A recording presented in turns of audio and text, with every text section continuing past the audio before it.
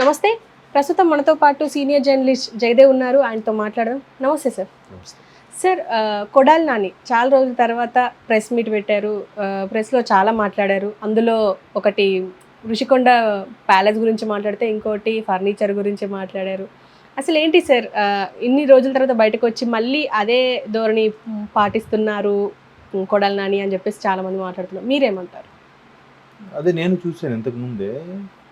మారలే అని అంటారు కదా చాలా సినిమాల్లో, అట్లాగే ఉంది. అంటే మరి ఆయన ధైర్యం ఏంటో, ఆయన మాట తీరేంటో తెలియదు. కానీ ఇప్పుడు ఆయన చెప్పిందంటూ రుషికొండ దానికి అందరూ న్యూస్లో ఏమని చెప్తున్నారు, జగన్మోహన్ రెడ్డి ఇల్లు అని చెప్పలేదుగా. అది ఆయన ఆయన చూశాడా కనీసం ఒకసారి న్యూస్? అంటే ఎవరో పక్క నుంచి చెప్తే బాబు సార్ వీళ్ళు మాట్లాడారంటే మాట్లాడేశాడా?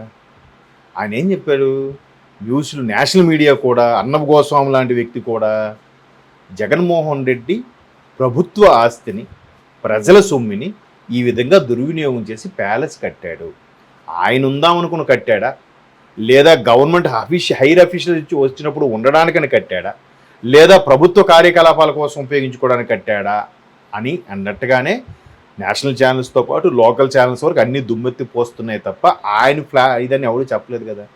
మరి ఈ వితండవాదం ఏంటి? ఇందుకు కాదు జనాలు ఆవేశపడింది, ఇందుకు కాదు జనాలు కోడిగుడ్లు ఉల్లిపాయలు ఇసిరింది.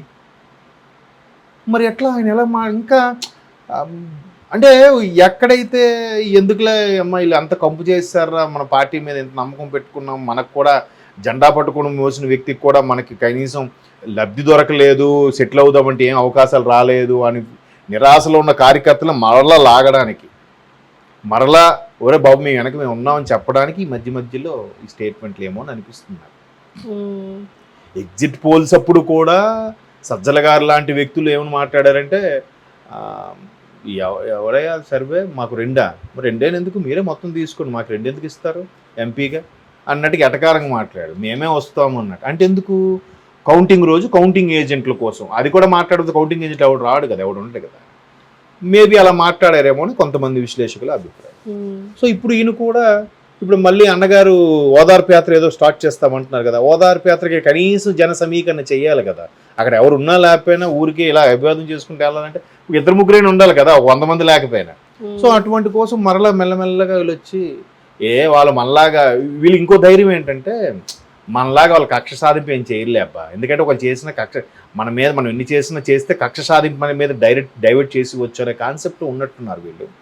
అందుకే మళ్ళీ అలా మాట్లాడుతున్నారు. ఈయన ఏం మాట్లాడుతున్నాడు, జగన్మోహన్ రెడ్డి సొంతిల్లా అది అన్నట్టు. సొంతిల్లని ఎవరన్నారబ్బా? అర్థం కాలేదా తెలుగు? ఇప్పుడు నేషనల్ మీడియా, ఇప్పుడు ఇంగ్లీష్ చూడండి, మీరు తెలుగు రాకపోతే మీరు అంతా ఇంగ్లీష్ మీడియం కదా చిన్నప్పటి నుంచి. ఈ నేషనల్ ఛానల్స్ చూడండి, చూస్తే ఒక క్లారిటీ వస్తుంది కదా. అది అక్కడ చెప్పింది ఏంటి, జగన్మోహన్ రెడ్డి గారు ఇల్లు అని చెప్పలే, జగన్మోహన్ రెడ్డి గారే ప్రభుత్వ ఆస్తిని ఈ విధంగా నాకించేశారు అన్నట్టు చెప్పారు. మరి దానికి మీరు ప్రెస్ మీట్ పెట్టడం దానికి ఎలా చెప్పాలి? ఒక ముఖ్యమంత్రి, రాష్ట్రానికి ముఖ్యమంత్రి, ఒక పార్టీ నాయకుడు అంటే ఈ మాత్రం స్థాయిలో ఉండాలి. ఒక సామాన్యుడి ఇంట్లో చైర్ ఉంటే ఎంత ఉంటుంది, అక్కడ ఇవి చైర్ అనేది ఈ మాత్రం కాస్ట్ ఉంటుంది. ఇవాళ రేపు ఫర్నిచర్ పెరిగిపోయి దాన్ని కూడా బోతలు చూపిస్తాను చెప్తే ఎలాగుంది? మరి అది అంత వివరంగా ఎక్స్ప్లెయిన్ చేసి ఒక ప్రాజెక్ట్ వేసి ఎక్స్ప్లెయిన్ చేసి అంత సీన్ లేదు మళ్ళీ. కాబట్టి ఇలా మాట్లాడాలి. ఇంకోటి ఏది మాట్లాడారు అంటున్నారు, అండ్ ఫర్నిచర్ గురించి, అంటే ఫర్నిచర్ దొంగ జగన్ అని చెప్పేసి మధ్య వార్తలు వచ్చాయి కదా, దాని గురించి.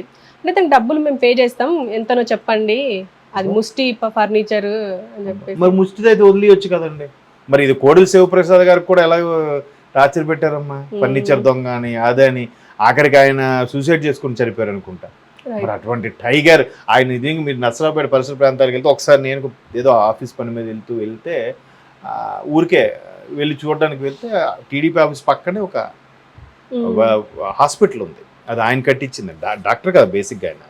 ఆయన లేకపోయినా ఎవరో డ్యూటీ డాక్టర్ని పెట్టి ఫ్రీగా పేదలకి, మరీ సర్జరీలు లాంటివి అయితే కొంత వాళ్ళకి హెల్ప్ చేసి ఎక్కడ సజెస్ట్ చేయడం అది చేస్తున్నారు డిస్కౌంట్ మీద. మామూలు రెగ్యులర్ ఉంటే ఓపీ ఉంటుంది కదా, అవి ఫ్రీగా అన్ని మెడిసిన్స్ ఇవ్వడం, ఇంజక్షన్ ఇవ్వడం అన్నీ చేస్తున్నారు. చూశాను ఒకసారి వెళ్ళి. మ్యాక్సిమం అప్పుడప్పుడు అన్నదాన కార్యక్రమంలో కూడా పెట్టేవారంట స్టాఫ్కి, వాళ్ళకి ఫ్రీగా.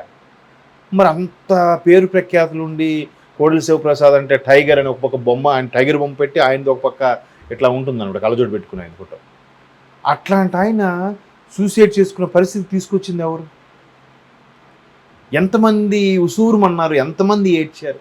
చంద్రబాబు నాయుడు గారు లాంటి వ్యక్తి ఎప్పుడు గంభీరంగా ఉండే మనిషి ఏడ్చుకున్నాడు కదమ్మా వెక్కి వెక్కి.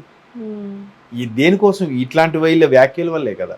మరలా మరి రండ్రా ఓ టీడీపీ కార్యకర్తలు వాళ్ళు వీళ్ళు వీడియోలు చేసి కూడా పెట్టారు కదా, కోడిగుడ్లు ఇస్తే బయటికి రారా ఇప్పుడు దమ్ము ఉంటాడు. మరి అప్పుడు ఎందుకు రాలేదు, ఇప్పుడు మళ్ళీ వచ్చి అంటే ఊరుకున్న వాళ్ళు కూడా మళ్ళీ రెచ్చగొట్టే ప్రయత్నమా, లేదంటే మనం చేసాం కానీ వాళ్ళు అలా చేయరు, చేస్తే కక్ష సాధింపని చెప్పి తోసేయచ్చు అని చెప్పి ప్లానా?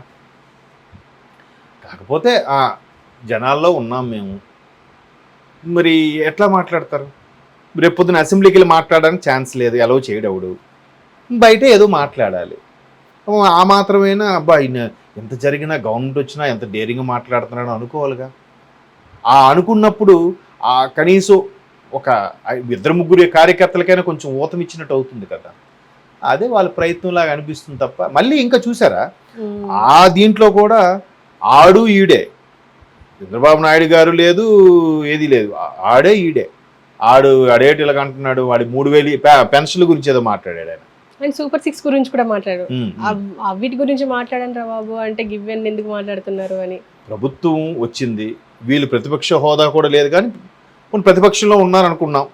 ప్రతిపక్ష పార్టీ కాబట్టి ఏ ప్రభుత్వం ఏది చేసినా దాంట్లో ఏదో ఒక మచ్చ వెతకడం, అది చేస్తే ప్రతిపక్ష పార్టీల పని, ప్రత్యర్థుల పని. ఎందుకంటే వీళ్ళు చూసేనే వాళ్ళు కరెక్ట్గా సెటరేట్ చేస్తారనేది ప్రజల నమ్మకం. కొద్దిగా ఉండాలి ప్రతిపక్షం అనేది. అసలుకే లేదు. పోయి వీళ్ళకి ఏమైనా మాట్లాడడం చేత అవుద్దా, వాళ్ళకి ప్రశ్నించడానికి వీళ్ళకి మాట్లాడడం చేత అవుద్దు, నోరిప్పితే బూతులే తప్ప రాజకీయ పరంగా లౌక్యంగా మాట్లాడడం అసలు చేత కాదు. నాయకుడికే చేత కన్నా వీళ్ళకేం చేతగా అవుద్ది, చేతనవదు. ఇంకా సూపర్ 6 గురించి ఎన్ని రోజులు అయింది గవర్నమెంట్ ఫామ్ అయ్యి కదా. నిన్న షర్మిల గారు ప్రెస్ మీట్ పెట్టారు.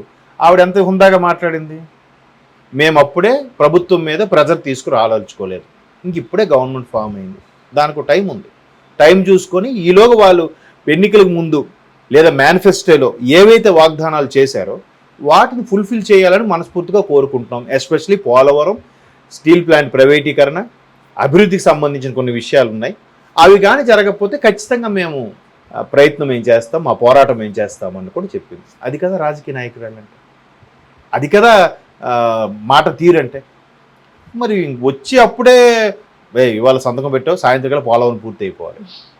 మరి వీళ్ళు 1% అన్నప్పుడు మరి గుర్తు రాలేదా? ఎట్లా అయిపోయిందంటే మా అన్న బయటకు వచ్చాడు రా, మాకు సపోర్ట్ రా అంటే ఒకరిద్దరు కోసం బయటకు వస్తున్నారు.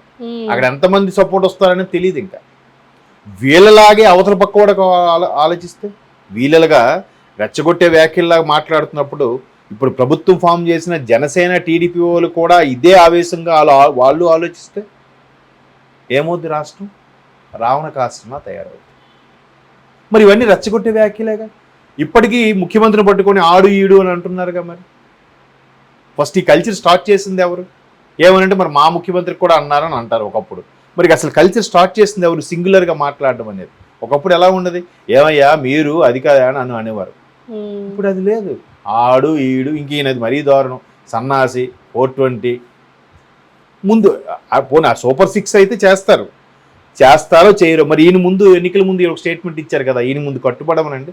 ఈసారి ఏం చేయాలంటే తెలుగుదేశం మంత్రులు ఈయన కౌంటర్గా ఒక ప్రెస్ మీట్ పెట్టి, అయ్యా మేమైతే సూపర్ 6 చేస్తామో లేదో ముందు పక్కన పెట్టండి, మేము గెలిస్తే మీరు ఏదో చేస్తా ఉన్నారటగా, ముందు అది చేసి చూపించండి అని అన్నారు. అది చేసా ఖచ్చితంగా ఈ సూపర్ 6 ఇంప్లిమెంట్ చేస్తామని చెప్పాలి. ఒకటే మాట. వాలంటీర్ల గురించి ఏం చెప్పారు? ఏం లేదు, మిమ్మల్ని తీసుకుంటాం, మిమ్మల్ని ఎవరైతే బలవంతంగా మాన్పించారో వాళ్ళ మీద కేసు పెట్టండి, మేము తీసుకుంటాం.